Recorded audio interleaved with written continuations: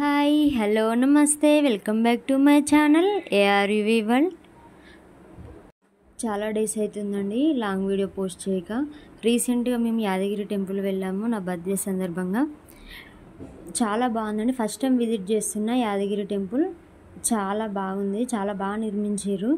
చాలా స్పేస్ ఉంది, చూస్తుంటే అక్కడే ఉండిపోవాలనిపించింది, అంత బాగుంది.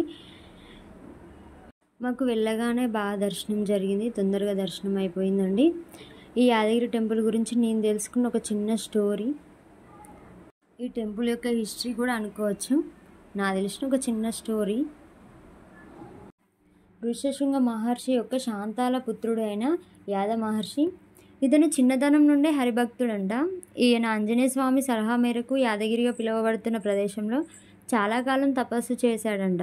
అప్పుడు ఒక రాక్షసుడు ఆహార అన్వేషణలో అటుగా వచ్చి నిశ్చల తపస్సులో ఉన్న ఈ ఋషిని చూసి తినబోయాడంట. ఆ విషయం తపస్సులో ఉన్న ఋషికి తెలియలేదు, కానీ ఆయన ఎవరి గురించి తపస్సు చేస్తున్నాడో ఆ హరికి తెలిసింది. ఇక వెంటనే శ్రీహరి యొక్క సుదర్శన చక్రాన్ని వచ్చి ఆ రాక్షసుని సంహరించిందంట.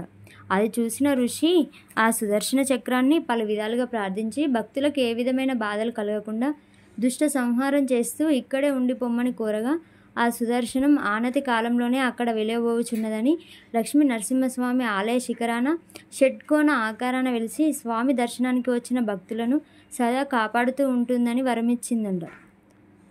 తర్వాత యాదమహర్షి తన తపస్సు అలాగే కొనసాగించాడు. తన తపస్సు మెచ్చి ఆ లక్ష్మీ నరసింహస్వామి ప్రత్యక్షమయ్యాడంట. ఆయన కోరిక మేరకు అక్కడ వెలిశాడు.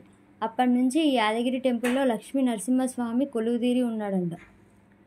ఇది అండి నాకు తెలిసిన చిన్న స్టోరీ. ఇంకో స్టోరీ కూడా ఉందంట, బట్ నాకు తెలియదు, నాకు తెలిసింది చెప్పిన.